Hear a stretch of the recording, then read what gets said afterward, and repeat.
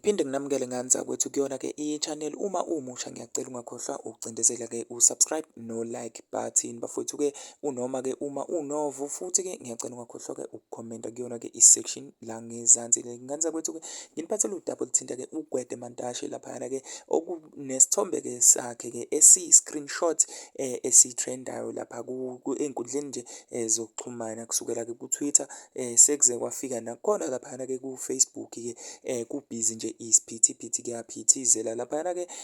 Ubaba loyana-ke uMinister-ke of Mineral Resources-ke usolwa ngokuthi-ke bekhuluma-ke kwi-video call nomunye-ke wabesifazane-ke obengahloniphekile-ke ngendlela-ke ebegqoke ngayo ngoba-ke bekuvela-ke wona-ke amabele-ke bafowethu laphayana-ke. Abantu abaningi balihlabe-ke ikhwela-ke leli-ke noma lesi senzo-ke esenziwe uye-ke lo baba, bathi-ke ukhombisa ukungazihloniphi nokungahloniphi-ke inhlangano nje iyonkana kanye-ke nabantu-ke abalandelela yona-ke inhlangano ngoba-ke lezi-ke izenzo-ke imvamisa zabantu-ke abangaphansi kakhulu-ke kweminyaka nephozishini yakhe.